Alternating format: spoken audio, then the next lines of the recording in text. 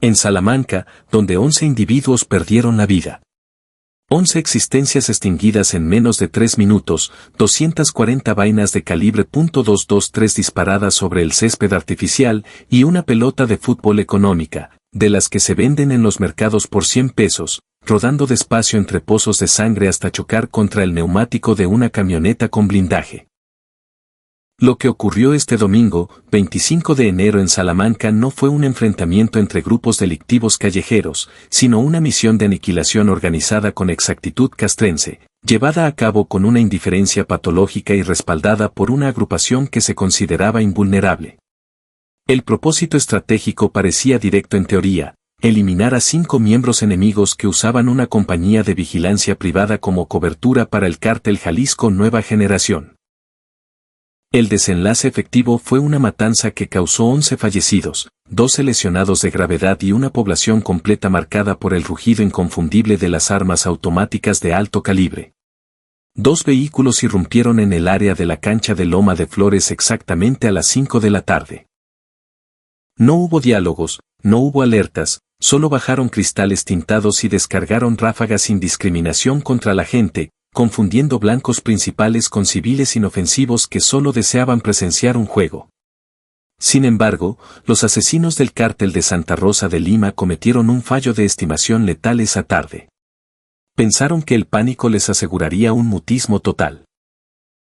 Pensaron que podían irrumpir, asesinar y evaporarse en la malla de rutas secundarias y senderos de tierra que dominan desde hace tiempo en la parte norte del municipio. No imaginaban que el escenario había evolucionado. No sabían que mientras ellos huían con la excitación del homicidio aún en su sistema, un grupo de análisis de inteligencia estatal y federal ya estaba trazando el camino de sus ruedas sobre mapas vía satélite en tiempo real. Hoy vas a examinar el breakdown pericial de la masacre de Loma de Flores. Vas a comprender cómo una rivalidad por el dominio territorial del robo de combustible y la distribución de metanfetamina culminó en teñir de sangre una tarde de convivencia familiar.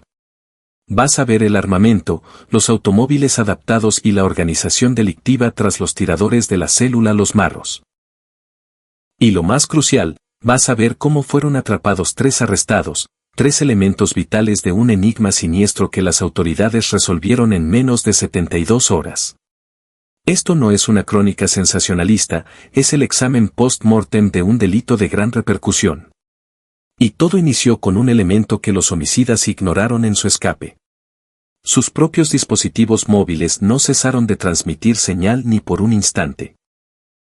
Para captar por qué 11 personas fallecen en un campo deportivo una tarde dominical, debes captar quién emitió la instrucción. En los archivos de inteligencia de las Fuerzas Armadas, la célula se denomina Los Marros. No son delincuentes de barrio que asaltan bolsos, son el contingente armado de élite del cártel de Santa Rosa de Lima.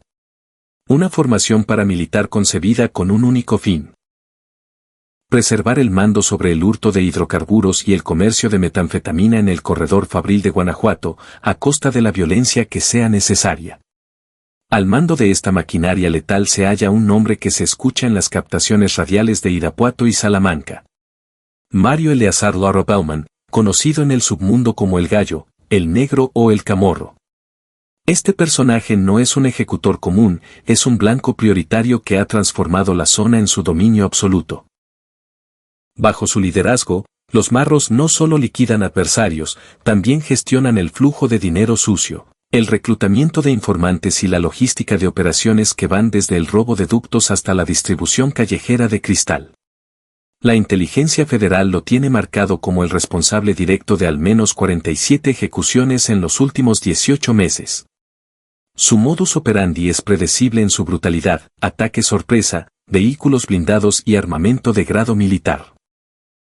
Pero lo que hace al Gallo particularmente peligroso no es su gatillo fácil, es su red de protección. Una telaraña de funcionarios corruptos, policías locales comprados y halcones que vigilan cada movimiento en un radio de 50 kilómetros alrededor de Salamanca. Y el domingo, el Gallo decidió que era hora de mandar un mensaje definitivo al CJNG. El objetivo era un grupo de 5 operadores rivales que se ocultaban bajo la fachada de una empresa de seguridad privada llamada Vigilancia Integral del Bajío. Estos sujetos no eran guardias comunes, eran facilitadores logísticos para el CJNG en la zona, responsables de rutas seguras para el trasiego de metanfetamina hacia el norte. El Gallo supo de su presencia en la cancha de Loma de Flores gracias a un halcón infiltrado en el equipo de fútbol local. La información fluyó en tiempo real a través de una aplicación encriptada similar a Segno, pero adaptada para uso criminal. A las 4:30 de la tarde, la orden fue emitida: limpien el campo. 3 minutos después, 2 camionetas Chevrolet Tahoe modelo 2022 con blindaje nivel 5 y vidrios polarizados se pusieron en marcha desde una casa de seguridad en la colonia La Luz. Dentro iban 6 hombres armados hasta los dientes, fusiles AR-15 calibre 223 con miras holográficas, pistolas Glock 9 mm y chalecos antibalas con placas cerámicas. No eran novatos, eran veteranos de la guerra del Huachicol con cicatrices de balas y tatuajes que narraban su lealtad al cártel de Santa Rosa de Lima. El conductor de la primera camioneta, un sujeto de 32 años conocido como El Chayo, pisó el acelerador con la certeza de quien ha ejecutado misiones similares docenas de veces. La ruta era conocida. 12 kilómetros por la carretera federal 43, un desvío por brecha rural y llegada directa al perímetro de la cancha. A las 5 en punto, las Tahoe irrumpieron rompiendo la cerca perimetral. Los jugadores se congelaron en medio del partido. Los espectadores en las gradas creyeron por un segundo que era una broma pesada. Hasta que los cañones asomaron por las ventanillas y el infierno se desató. 240 disparos en menos de 3 minutos. No fue fuego selectivo, fue una barrida sistemática. Los objetivos principales cayeron primero. 4 de los 5 operadores del CJNG recibieron múltiples impactos en torso y cabeza. Pero el pánico multiplicó las víctimas colaterales. Una mujer de 42 años que vendía refrescos recibió un balazo en el abdomen mientras intentaba proteger a su hijo de 8 años. Un árbitro amateur de 55 años fue alcanzado en la espalda al correr hacia la salida. 2 adolescentes que jugaban en el equipo local quedaron inertes sobre el pasto con heridas fatales. Cuando el humo se disipó y las Tahoe aceleraron en reversa, la cancha parecía un campo de batalla postapocalíptico. 11 cuerpos inmóviles, 12 heridos gimiendo de dolor y el eco de los gritos reverberando en la colonia. Los asesinos creyeron que habían salido limpios. Activaron un protocolo de escape preestablecido, cambio de vehículos en un taller mecánico cómplice a 5 kilómetros, quema de las Tahoe en un cañaveral y dispersión en motos todoterreno hacia casas de seguridad dispersas. Pero cometieron el error del siglo XXI, subestimar el poder de la geolocalización. Cada uno de los 6 sicarios llevaba un teléfono inteligente encendido. No solo para coordinar la huida, sino por hábito. WhatsApp, Telegram, GPS activado. En el momento en que las Tahoe aceleraron, un dron de la Guardia Nacional que patrullaba la zona por rutina capturó la placa de una de las camionetas. Esa placa, cruzada con bases de datos federales, reveló que pertenecía a una empresa fantasma vinculada al cártel de Santa Rosa de Lima. A las 5:15, apenas 15 minutos después de la masacre, el Centro de Mando Conjunto en León ya tenía triangulación de señales celulares de los vehículos en movimiento. A las 6, un equipo SWAT de la Fiscalía Estatal rodeaba la primera casa de seguridad en la colonia La Luz. La captura fue limpia, 3 de los 6 sicarios fueron detenidos sin resistencia.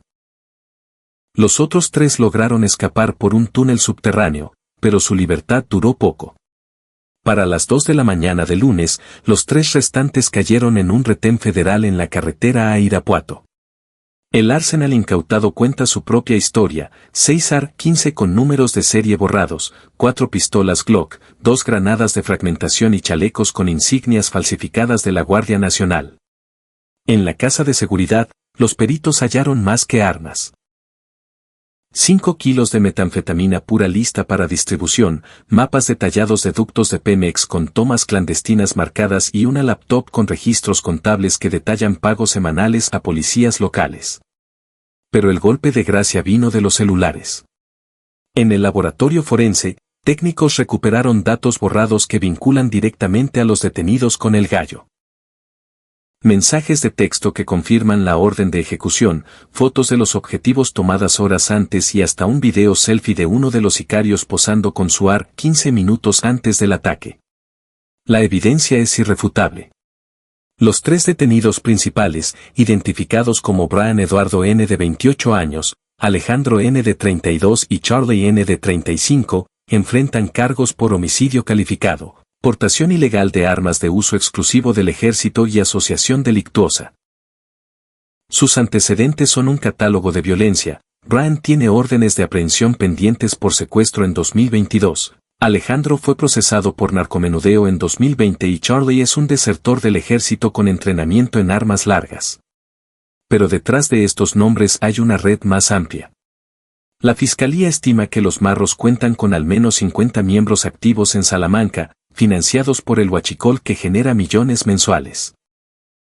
La masacre de Loma de Flores no fue un acto aislado, fue una escalada en la guerra por el control de Guanajuato, un estado donde el cártel de Santa Rosa de Lima y el CJNG se disputan cada ducto, cada plaza y cada vida.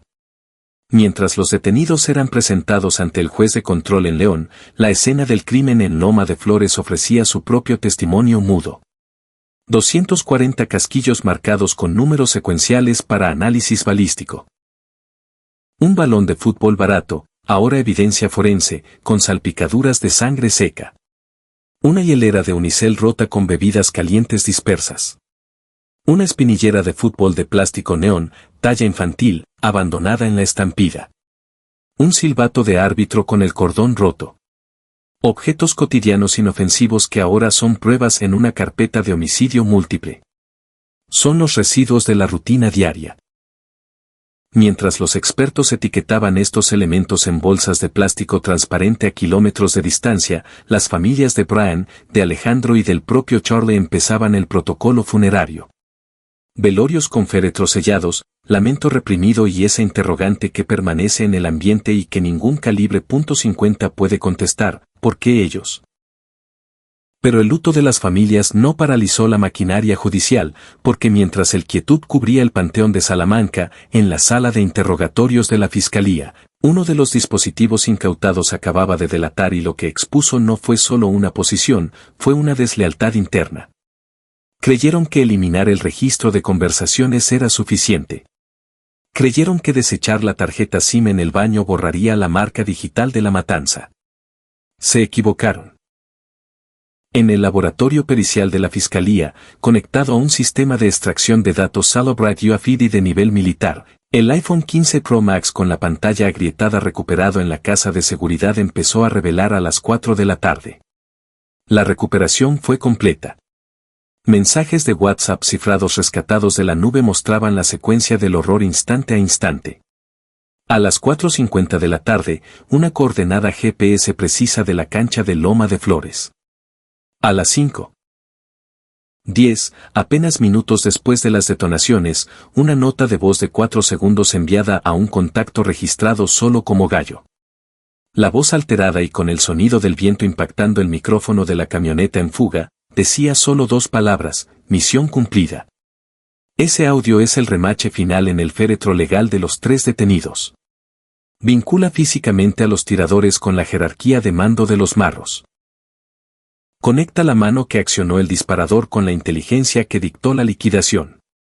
La inteligencia federal ahora posee el esquema integral, nombres, vías de evasión, listas de informantes y la verificación de que el conflicto entre el cártel de Santa Rosa de Lima y el CJNG ha ingresado en una etapa de eliminación organizada. Pero no nos ilusionemos con conclusiones optimistas falsas.